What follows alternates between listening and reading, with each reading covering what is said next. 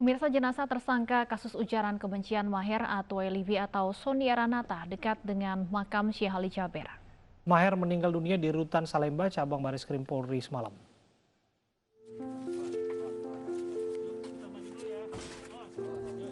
Ustadz Maher Atuway Livi alias Sony Eranata tersangka kasus dugaan ujaran kebencian yang meninggal di Rutan Bareskrim Polri dimakamkan pagi tadi.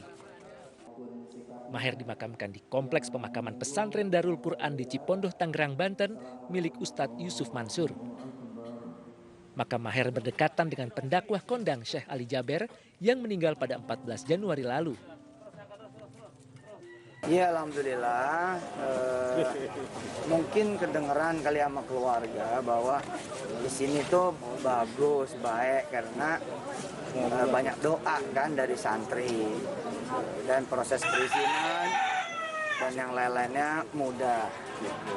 Ya, terus kemudian saya dengar kalau nanti ada yang ziarah ke Syekh Ali, jadi bisa kemudian ikut kedoaan tuh Ustadz Maher. Tokoh kontroversial di media sosial ini memang sakit-sakitan semenjak ditangkap pada 4 Desember 2020. Sebelum meninggal karena sakit, Maher berulang kali dirawat di Rumah Sakit Polri.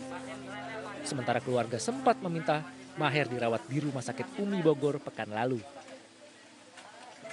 Yang menjadi pertanyaan itu, kenapa saudara Sony Eranata itu meninggal? Ini karena sakit meninggalnya. Saya tidak bisa menyampaikan sakitnya apa, karena ini adalah sakit yang sensitif. Ya, ini bisa berkaitan dengan nama baik keluarga almarhum.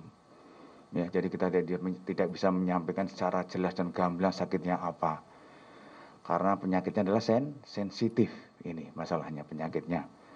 Jadi kami nggak bisa menyampaikan. Yang terpenting bahwa dari keterangan dokter dan dari perawatan-perawatan yang ada, bahwa saudara. Sebelum meninggal, Maher berstatus tahanan kejaksaan yang ditahan di Rutan Bareskrim Polri atas kasus dugaan ujaran kebencian.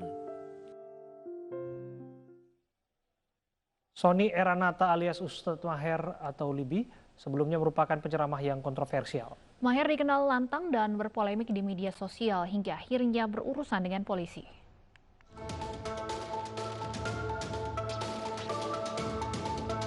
Polisi menangkap Ustadz Maher Atuway Livi di kediamannya di Bogor, Jawa Barat 4 Desember 2020.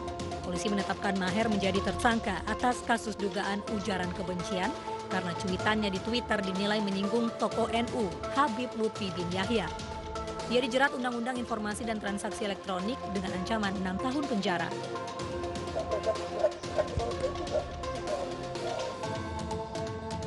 Namun selama menjalani tahanan, Ustadz Maher menyatakan menyesal telah menghina Habib Lutfi. Ia menangis saat ditahan di Rutan Bareskrim Polri dan berniat menemui Habib Lutfi untuk meminta maaf. Tim Liputan iNews melaporkan.